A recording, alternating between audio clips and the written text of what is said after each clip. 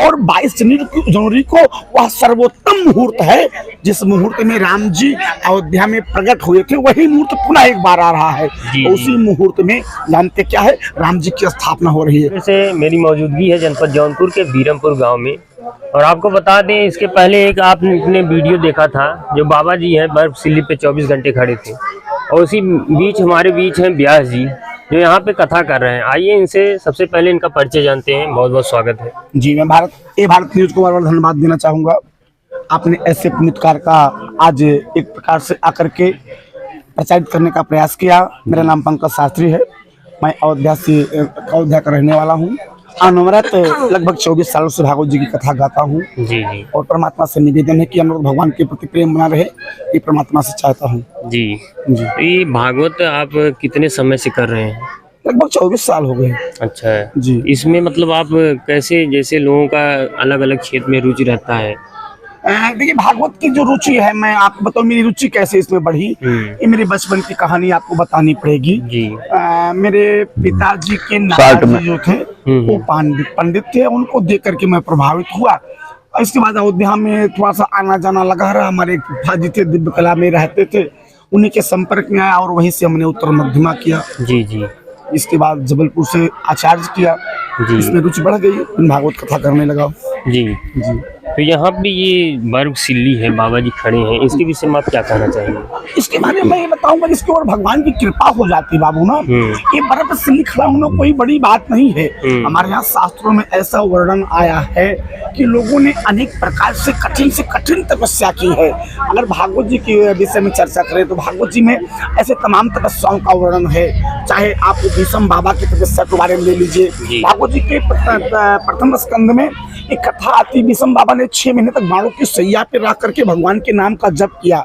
भागवत जी के चतुर्थ स्कंद में ध्रुव जी की कथा आती है जो 6 महीने में परमात्मा को प्राप्त कर लिया एक कठिन तपस्या करके। और ये तपस्या होती व्यक्त करता नहीं बाबू, इसको कोई कर नहीं सकता है, ये परमात्मा व्यक्त से करवा लेते हैं और जिससे परमात्मा चाहते वही कर लेता, दूसरा कोई कर नहीं सकता। जी जी जी। तो आप लोगों को क्या संदेश देना चाहते हैं भागवत कथा के माध्यम से? उनके हित के लिए क्या ऐसा करें कि मतलब उनका हित उसमें हो? अगर हमसे कोई पूछता है कि आप ऐसा कौन सा कार्य करेंगे कि आपका हित होता रहे, तो मैं तो एक शब्द बताता हूँ। गृहस्थ आश्रम होने के नाते, गृहस्थ में मैं आज कथा कर रहा हूँ इसलिए मेरे यहाँ 4 आश्रमों का वर्णन है और उसमें सर्वोत्तम आश्रम जो है गृहस्थ आश्रम ही बताया गया है। तो मैं तो हर पिता बेटे को बताना चाहता हूँ, हर गृहस्थ को बताना चाहता हूँ कि आप अपने माता पिता का, अपने परिवार की सेवा करते हुए भगवान की भक्ति करिए। क्योंकि अगर व्यक्ति को अपने जीवन में कुछ प्राप्त किया जा सकता है तो केवल भगवान की भक्ति से और भगवान की आराधना से ही किया जा सकता है। और जिसके चरण जिसके हृदय में, जिसके मन में भगवान के प्रति भक्ति नहीं है, वो जीवन में कुछ कर नहीं सकता है। क्षणिक प्रदर्शन करके कुछ दिन तक अपना प्रभाव दिखा सकता है, लेकिन जिस दिन उसका प्रभाव समाप्त हो जाएगा, समाज उसको नकार देगा। जी जी। तो इसी में बागेश्वर धाम शास्त्री धीरेन्द्र शास्त्री जी हैं, उनके विषय में क्या कहना चाहिए? लोगों की उनके प्रति बहुत ही ज्यादा आस्था है। देखिए, जो बागेश्वर जी की बात करिए, धीरेन्द्र कृष्ण शास्त्री जी की बात करिए, तो धीरेन्द्र कृष्ण जी की शास्त्री जी का वो प्रभाव नहीं है। आप लगता है हमको धीरेन्द्र कृष्ण शास्त्री जी को पढ़ नहीं पाए, आप उनको जान नहीं पाए।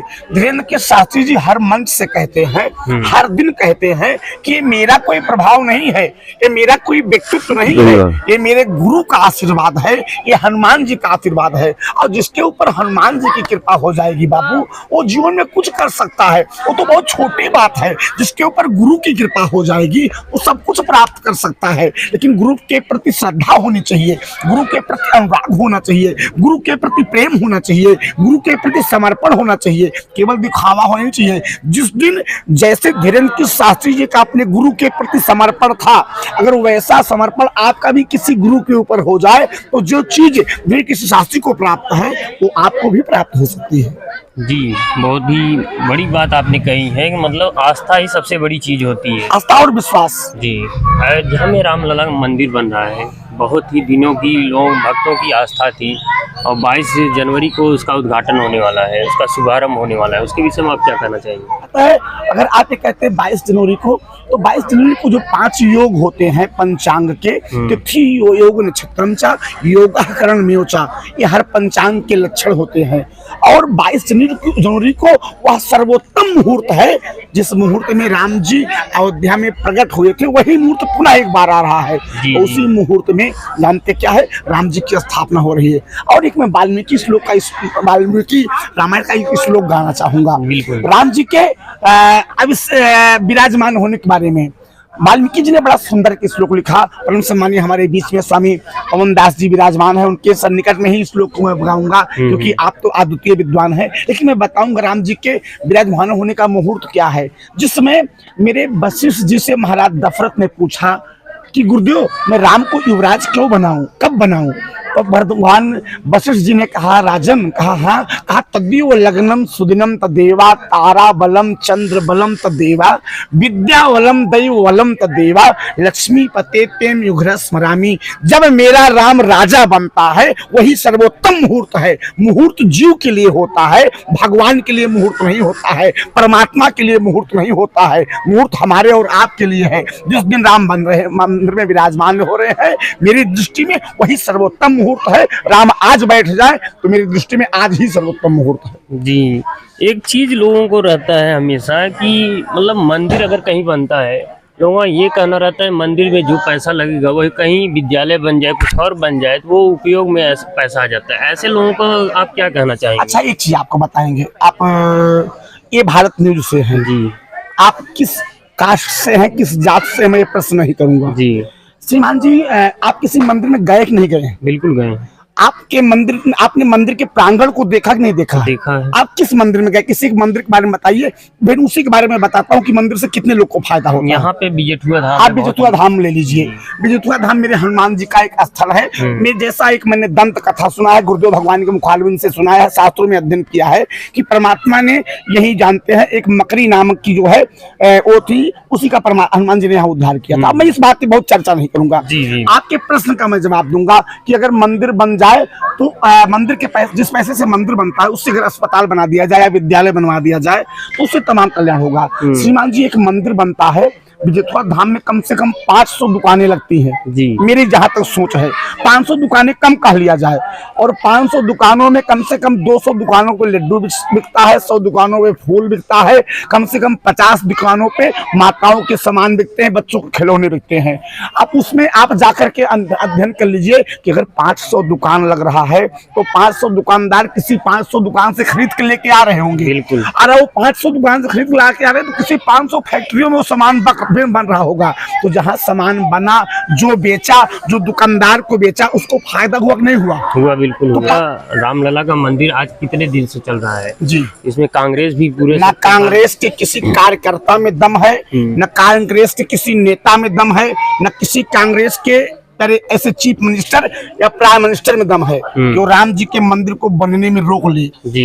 मैं जानते क्या सोचता हूँ, मेरा तो एक धारणा है कि मेरे राम जी चाह नहीं रहे थे जी, और जिस दिन राम जी चाह लिए, आप कल्पना करो श्रीमान जी, कभी कोई सोचा था कि भाजपा की 303 सीट पूरे देश में एक साथ आ जाएगी?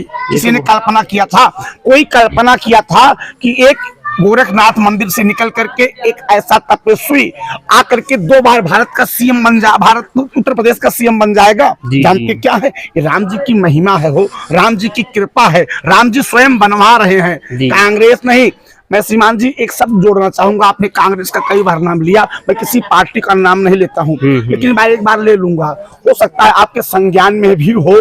जिस समय राम सेतु का मुद्दा उठा था राम सेतु का मुद्दा, कांग्रेस की उस समय की वर्तमान अध्यक्षा श्रीमती सोनिया गांधी ने सुप्रीम कोर्ट ने हलफनामा दिया था कि राम सेतु नाम का कोई अस्तित्व ही नहीं है जी, राम सेतु नाम की कोई वस्तु है ये नहीं है। मैं सम्मानीय सोनिया गांधी जी मेरी बात को सुनेंगे तो नहीं, हमको पक्का मालूम है, लेकिन मैं जनता को बताना चाहता हूं कि आपने राम सेतु के खिलाफ हलफनामा दिया था, जनता ने आपके खिलाफ हलफनामा दे दिया। एक दिन था कांग्रेस की 404 सीट आई थी और अब की बार कांग्रेस की 40 सीट आई है, और मैं कहना चाहता हूं कि अगर ऐसे राम का विरोध करोगी, ऐसे राम सेतु का विरोध करोगी तो अब की बार तो 40 सीट था, लेकिन अब की बार आप 4 सीटों को समझ जाओगी। और ये भारत न्यूज के समाज समझदाताओं से बताना चाहता हूं कि जो सनातन धर्म को मिटाना चाहते हैं उनसे मेरा एक घोषणा है जी, उनसे मेरा एक शब्द है कि सनातन धर्म को मिटाने का तमाम लोगों ने प्रयास किया, लेकिन सनातन धर्म मिटा नहीं। मैं तो एक सूत्र कहता हूं, एक कहावत कहता हूं कि जो सनातन ना मिटा, जो सनातन ना मिटा कंस के अत्याचार से, जो सनातन ना मिटा रावण के ललकार से, जो सनातन ना मिटा टीवी और अखबार से, वो सनातन क्या मिटेगा इन गीदड़ों के ललकार से। वो सनातन क्या मिटेगा इन गीदड़ों के ललकार से। सनातन था, सनातन है और सनातन रहेगा। चलिए बहुत बहुत धन्यवाद।